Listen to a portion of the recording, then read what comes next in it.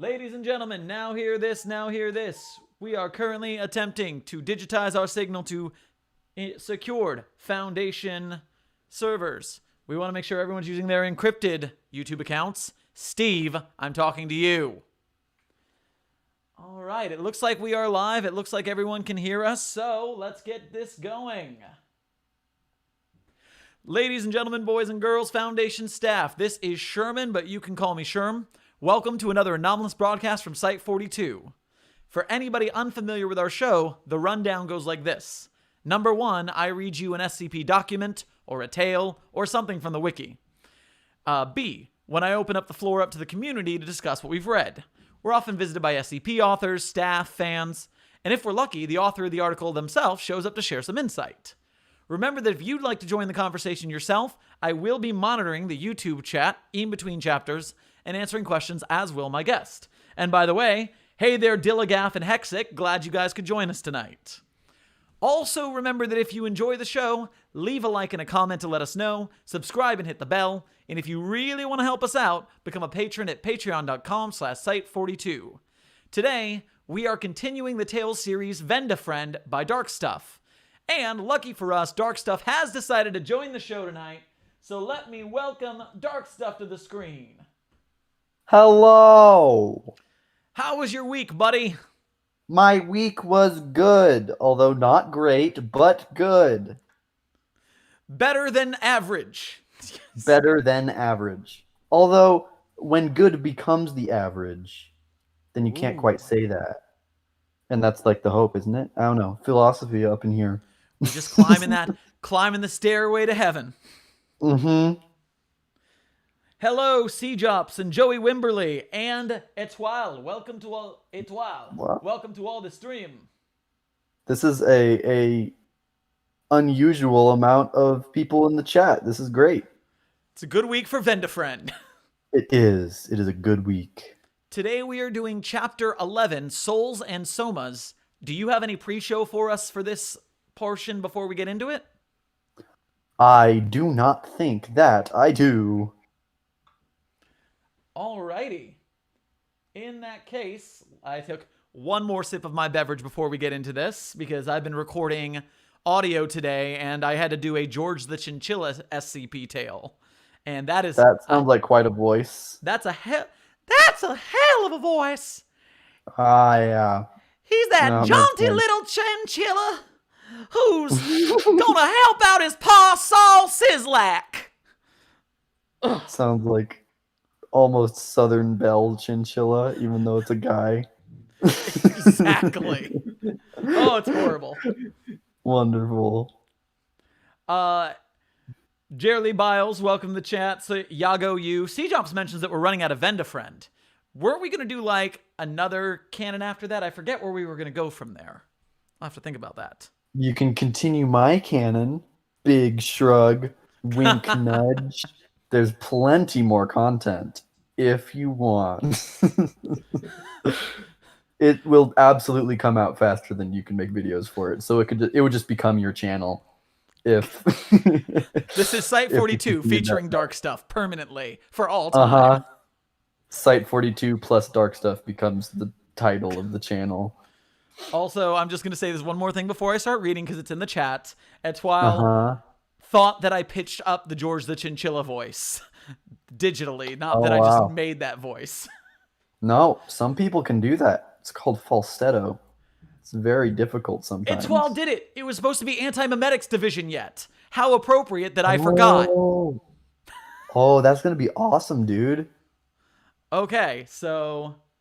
I mean, you can still hang out during those streams if you want. I don't know. Well, who wrote that? Can I, like, knock on their door? Quantum wrote that. Spelled QNTM. They wrote the Anti-Memetics Division. I have no idea how available they are. Pretty sure they're pretty adult, so they might have like a lot of life going on. I don't know. They might have a life. They might. It's possible. All right. On to the story. Chapter 11, Souls and Somas. Let's do this thing. Going mute now. The sun was setting. The crowds were gawking. The owls were perching, and the circus was bustling. However, With the day's main performances coming to an end, patrons were encouraged to venture further than the big top and explore the rest of the nooks and crannies of the tent-filled maze. To experience side acts such as Virtuoso, Sandstorm, Zoltan, and countless other shows that straddled the line between fantastical and deeply unsettling. Above the menagerie of sickly sweet cotton candy, freaks of all shapes and sizes, and tents that held increasingly exciting and surprising things, there rose what looked like a house, crooked and bent at unstable architectural angles. "Mommy, I want to go there!" "Where?" "There!" The little girl pointed to the highest tower of the mansion, able to be seen from almost anywhere in the circus. "Oh, all right. We only have 20 Fuller Fun bucks left. You have to use it wisely. Are you sure you want to use it on that ride?" Yes, let's go." As the mother and daughter ducked between the denizens of the circus and their corresponding crowds, a clown with far too many eyes, someone whose hands were as big as their body, and a juggler whose balls seemed to multiply with each go-around, and even while he was performing other tricks. What an impressive juggler. They made it to a clearing, in the middle of which was the mansion that the tower had hinted at. Its windows were dark, its wood rotting, its doors ominous. And from within, if you could make it out over the calliope music, there were screams at inconsistent intervals. Step right up to enter a real-life haunted house." A tall, skinny man stood at the entrance of the haunted house, and he held a small gate closed until the next group would be let in. Every couple minutes, a group of people would exit from the back door and lean on the wall to catch their breath. As soon as that group came out, the skinny man would let another group in, and the screaming would begin again. "Only 10 Fuller Fun bucks to enter Peppa's House of Mirrors." "Are you sure you want to do this, honey?" Yes, haunted house, haunted house, haunted house." "All right, but this is the last ride, okay? Then we're going home." The mother and daughter got in line with the rest of the circus patrons, anxiously awaiting their chance to be spooked out of their skin. As the line approached the door, the screams became louder and clearer. The daughter danced and pranced and couldn't keep still. Suddenly, the mom and daughter were right up against the gate, next to the tall advertising man. He wore a torn nightgown, and his skin was paper white. His eyes had shadows and bags like the little girl, nor the mother had ever... Oh, okay. His eyes had shadows and bags like the little girl, nor the mother, had ever seen before. His hair was shoulder length, black, and slicked back with some sort of gel, and his lips were a very faint purple. "Who are you?" the curious little girl asked. The man's movements were slow, smooth, and almost spectral. As he turned to look down at the inquirer, he appeared to almost be floating or gliding. "Oh, me? Yeah.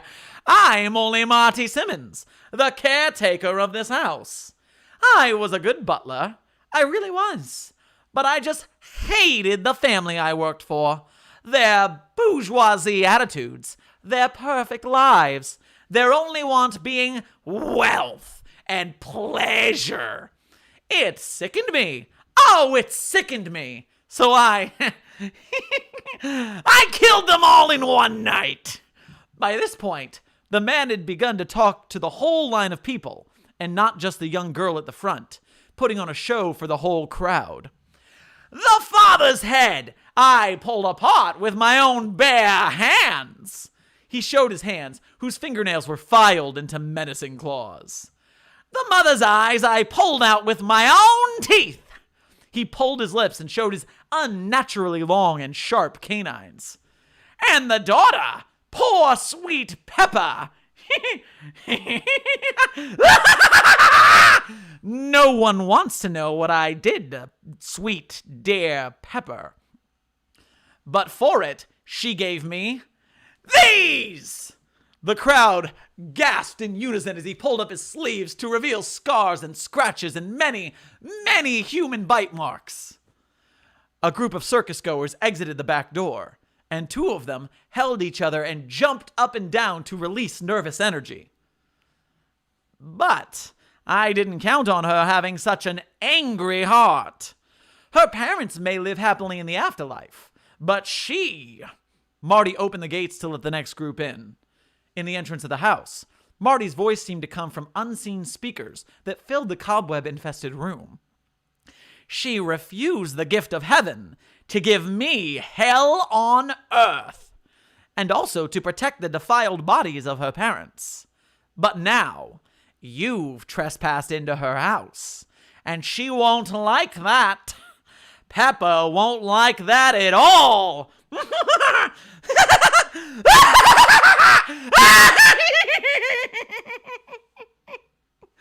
The door shut behind them, leaving the group with only the dim light of the chandelier in the foyer.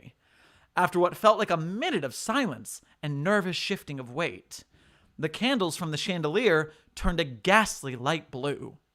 Then a screeching metal sound could be heard, like a minecart from a movie almost. Slowly, a mirror, moving along what looked like a specialized set of vertical rails, came into view on top of a landing that overlooked the foyer from the second level of the house. After it stopped, it began to emit a faint blue glow.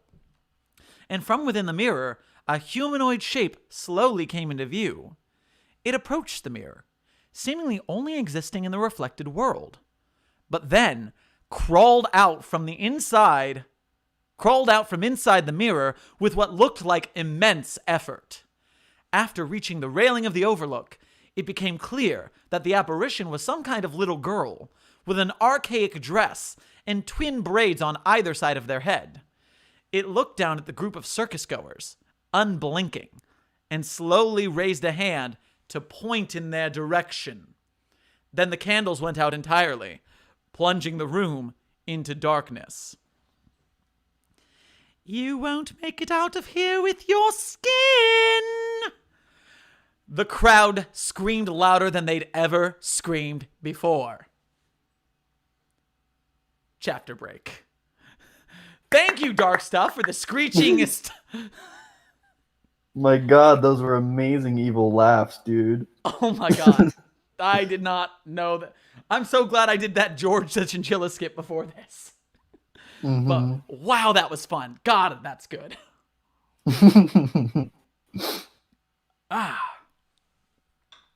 Okay. All right. Going back in. Let's do it. Yeah.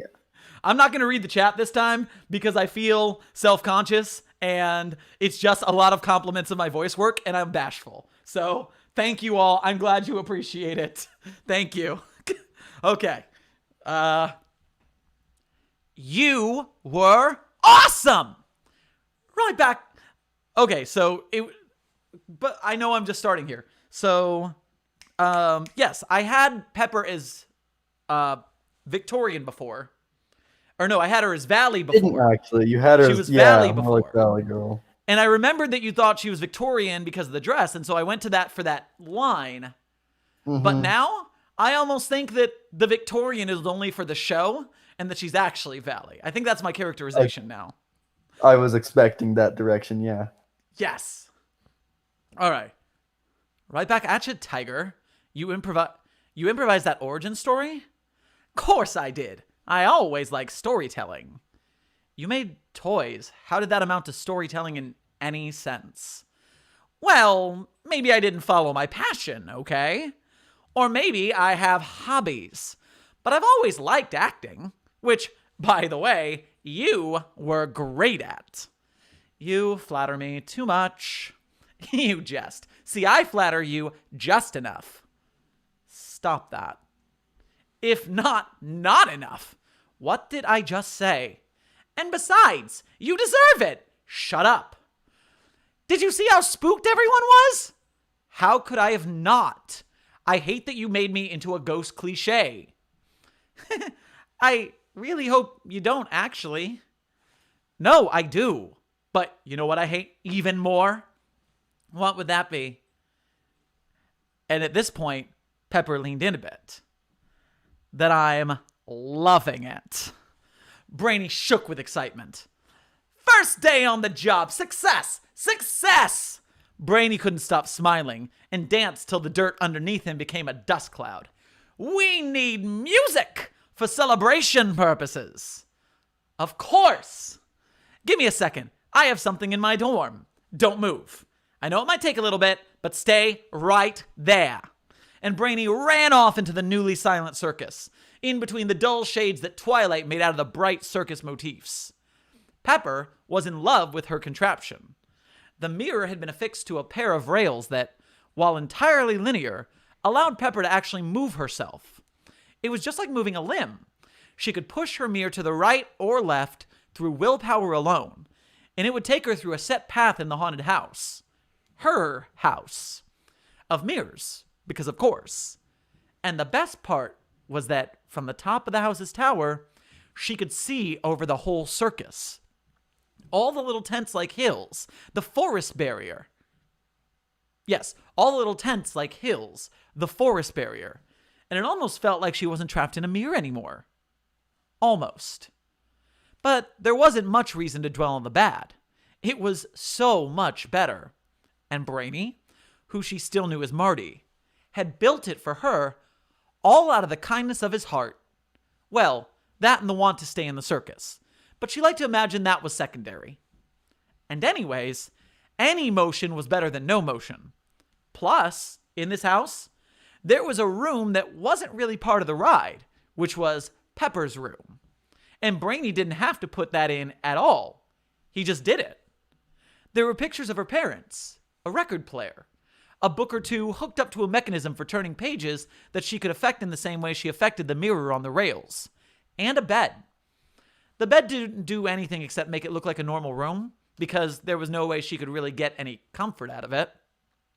There was also an entrance to the room through a space between the walls, reserved for maintenance of the ride, and help setting it up, through which Brainy could enter and talk to her. He did that every day, unless she told him not to, which wasn't so often. And today had been their first performance, and it had gone flawlessly. But even with all these places to go, Pepper stayed on the porch of the easily constructed and deconstructed house-looking contraption, and waited for Brainy to come back with whatever he had wanted to get. A speaker? Most likely. An instrument? Maybe. Brainy said he liked music, but then again, Brainy said he liked most of everything. Pause, just Sherman talking. Because Pepper is thinking about that, should that be Marty again instead of Brainy? That's just the question I had. Whichever. Brainy came out of the woodwork again, holding a tropical plant of all things. The fuck is this?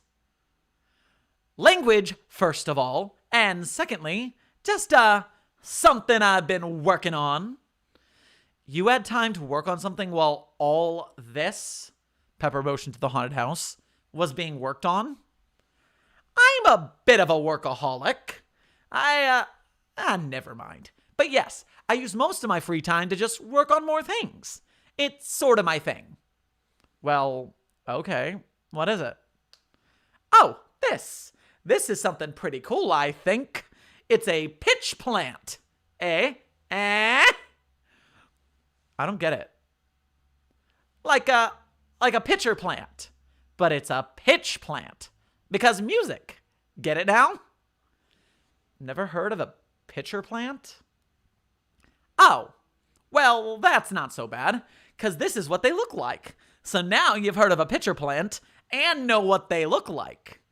Anyways, ask it to sing something. What? Yeah, go ahead. Ask it to sing something. Been a while since I listened to stuff. Does it know a guy named Wilson Pickett? It knows anything you ask it. What? How's that work? Not even sure myself. I stripped the blueprint from an old Wondertainment toy. A musical jolly ape. Fair enough. Pepper came in close to the pitch plant. Play, Land of a Thousand Dances by Wilson Pickett. The bell rang. Oh man, I wish I could pipe music into this now. That would be cool. Okay, so, yes, imagine the song Land of a Thousand Dances by Wilson Pickett is playing. And if you don't know that song the same way I don't know that song, then we're just going to be entertained by my interpretation. The bell rang. A 1, 2, 3. Blah! 1, 2, 3. And the music started up just like it was being played through some low-quality speaker. Pepper immediately began to bounce to the old, soulful, funky music and motioned for Brainy to join her. Brainy began to jig and twirl and jump to the beat, matching pace with Pepper. Who's saying that? That's Brainy talking, okay. You're a good dancer. No, I'm not. I haven't had music to dance to forever. That's not true. You've had the Calliope music. No good music, then. Point taken. Jigga, jiggy, jiggy. I wish I could dance with you right now. You're dancing with me. No, I'm not. Out of breath already? Shush! I was never a athletic type. Yeah, I can tell. You're not out of breath, and you never work out. Well, that's because I'm dead. I got nobody to get tired with. Yeah, that's... And Brainy stopped moving. My point. I want to dance with you, not some image of you. Brainy moved in closer as Wilson Pickett continued to sing loudly out of a plant. Pepper, suddenly a little taken aback, stopped dancing too. She looked up at Brainy as he pouted, like he often did when he was sad. Commentary. In my head, pouting Brainy looks exactly like Roger Rabbit. Please! Okay, commentary over. He looked like a little death row puppy waiting for adoption. Innocent, but dark at the same time. His leftover show makeup helped that strange dichotomy as well. Well, I can't much help it. I'm dead, Marty. I know. The song ended, and the two were left in the relative silence of a fair falling... And the two were... The song ended, and two were left in the relative silence of a fair falling asleep. I just wish I could hug you. They stood awkwardly, about a foot apart, for a couple seconds. I wish so too, Marty. I wish I could dance with you, hug you, touch you at all, but I can't, and that's not going to change. There's no use thinking about that, so stop it. You'll make me sad too, and I was having a good couple of days. Pepper frowned and glared a bit at Brainy. Brainy only flinched and shrunk. Well, fine. I'll see you tomorrow. No, wait. What? It's not as hopeless as you might think. Wait, do I have this backwards? Yeah, Brainy left. No, wait. What? It's not as hopeless as you might think.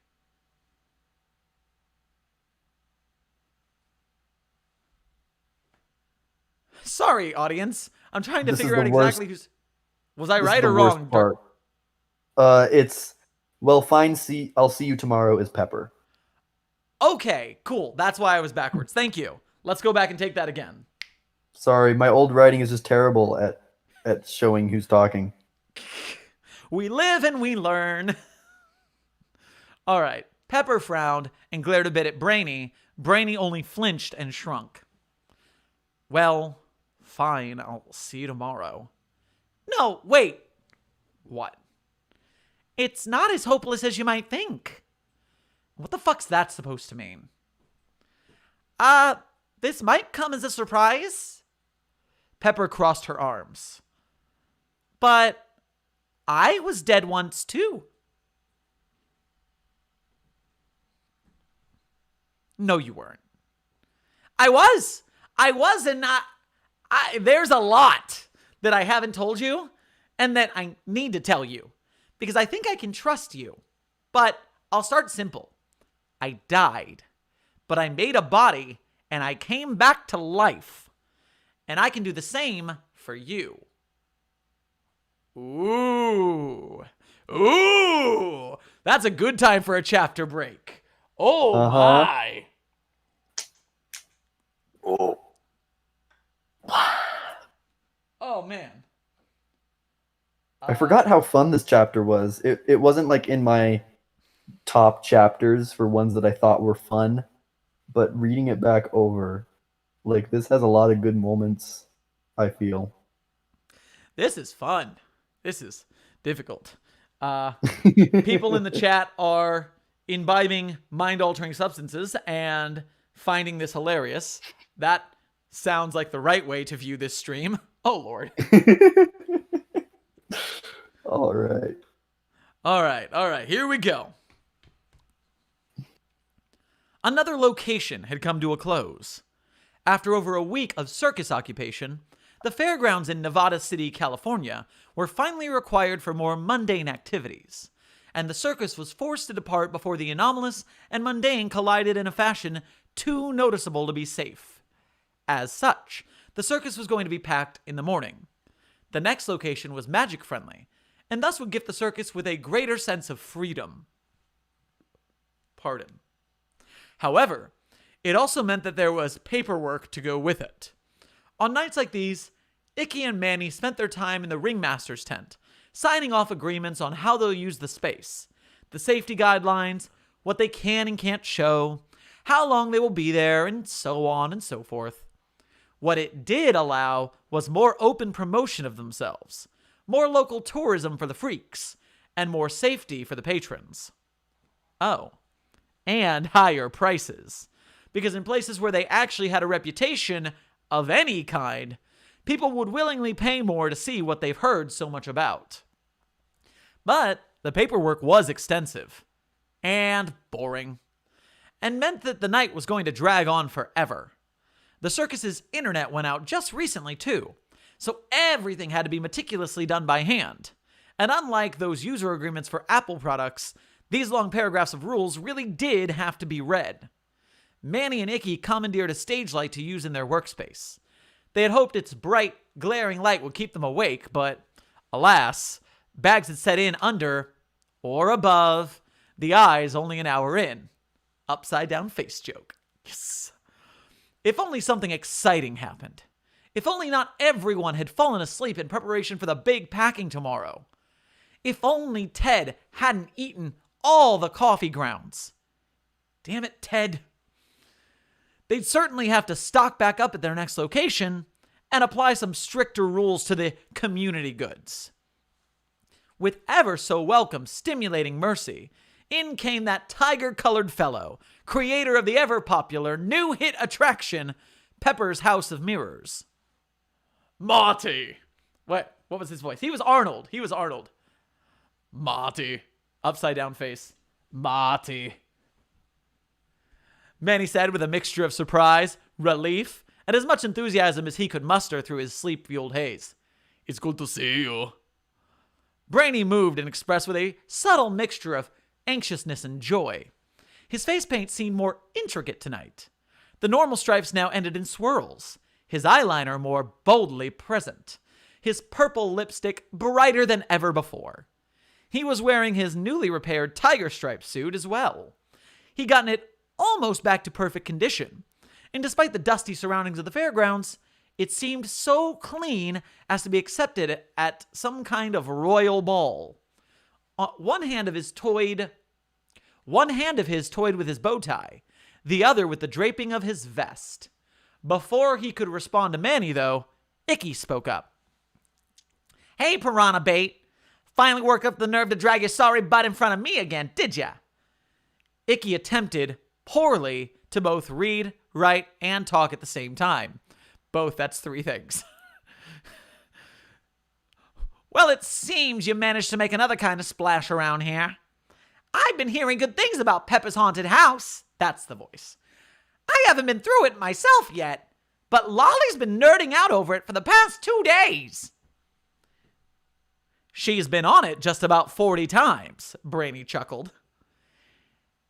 She's loved having a real ghost around. She's the one who wanted to bury her in the first place, though admittedly her only options was... Say again? It's not bury, it's buy. That's very different. It's not... Oh, buy. That is different. Yeah. Okay, continue. That is my bias toward the dead. Curse me and my bigotedness toward the dead. All right, so. She's loved having a real ghost around. She's the one who wanted to buy her in the first place. Though admittedly her only other... Buy her! She's the only one who wanted to buy her in the first place. Though admittedly her only other options was dead wax monsters and a poisonous eldritch cat. I think she made the right call. Yeah. Brainy must have raised his eyebrows 5 times, each time with a different expression. When I heard you thought you could build a portable haunted house, I was tempted to throw you back into the piranha tank. But that thing's an engineering marvel. Plus, the goth aesthetics of the thing are great for our real estate value. Manny glanced up from whatever contract he was currently signing. Especially when Pepper sits up there and looks over the place. Yeah, that really draws the customers in. Honestly, you found a much better use for her than we did. Brainy held his hands and kicked the dirt, smiling shyly. So, even though you're still on probation and still aren't allowed anywhere near the mermaid exhibit, I think it's safe to say we'll keep you around for a while. You know, just as long as nothing goes sideways with Pepper's house. Manny motioned in Icky's direction. Tell him about the posters. Oh, yes! Look at! Icky pulled several large glossy posters out from under the big round table and laid them out. These! There's a new attraction. Experience the startlingly So, I'm tripping, but I'm also still working on Icky's voice because it's bothering me, and I realize why it's bothering me. Because I can't get the rasp that I want for this character because my voice is dead. But I want Icky to sound like one of the Teen Girl Squad. Teen Girl Squad, what? It's a Homestar Runner reference. It's Strong Bad. Oh, I will cue that up and look at it later. Teen Girl Squad! That's the voice. Oh. So-and-so! What's her face? The ugly one! Oh, geez, that's judgmental. Oh, yeah. It's ridiculous. All right. It's Strong Bad. It's Homestar Runner, so it's old internet humor. Yep. Old internet humor. It's the Flash era of internet humor. Okay. So let me see if I can Teen Girl Squad this up. These! A new attraction experience! Damn it, I still can't say the line. A new attraction! Experience the startlingly... Shame. This is the shame jacket. I wear the shame jacket when I can't say my lines. Ugh. Okay, we're back. We're trying again. These! A new attraction! Experience the startlingly horrifying Pepper's House of Mirrors! And look! There! In the bottom right corner! Designed by Marty Simmons. Aw, you didn't have to do that, but they're going to go up all over the town when we arrive. The crowds will be massive. Yeah, that's the thing. What's the thing? Brainy's head shrunk into his shoulders, much like me in the shame coat. Well, see, Wow. Well, first of all, I'm really happy that you're so happy with me. I'm truly grateful to be working with you guys. I respect you so much, and I love the whole circus, and I have been just overjoyed to be here and design a ride and everything, but what? I don't think I can really put it into words. Just, Pepper, come on in. First, a hand pulled at the curtain, and then a leg appeared, and then the frill of a dress, and then Pepper, in all her glory, stepped into view from outside the tent, brow furrowed and tense hands pulling at her dress. The room was silent. Awestruck. Brainy's breaths were shallow and shaky. Pepper looked wholly uncomfortable. Manny's endless scrawling had crawled and then finally stopped. Pepper coughed. Well, here I am. Yet, there was no mirror to speak of. Finn. Oh man, so he didn't even discuss it. He just did it. He just did not ask questions, did not ask for permission, just, okay, now she's a person. Yeah. Yeah, that's Okay. pretty much how it went. And this is chapter 11 of 15. Mm-hmm. So we're getting into the final act here. We are getting into the final act. What does this mean? Where is this going? I feel like if I were to guess right now, I am almost thinking that this has got to be a case where this doesn't go well because they didn't want that to happen. And so I feel like Brainy and Pepper have to flee the circus. I feel like that's at least the direction I would first guess. They have to leave the circus because this has happened. Maybe because of a contract dispute where Pepper's contract did not involve her being an actual living creature. And so now Pepper's contract is null and void. And so that doesn't work.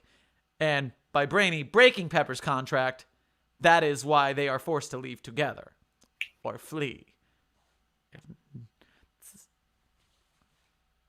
I can't say anything. Okay, so I have no idea where this could go from here. That is my prediction. I think that you're gonna slightly regret giving Icky that voice. Oh no! Oh no! Just slightly. Teen I mean, Girl that just seems Squad! like a very hard voice to keep up. And also man, very this is the voice I have to get used to. Icky's gonna be the ringmaster all day. This is what I sound like when I torture myself for the art. But also, like, how many tones can you do with that voice even?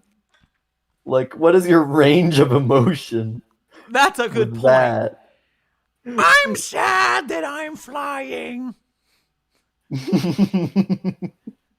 That is a really great voice, dude.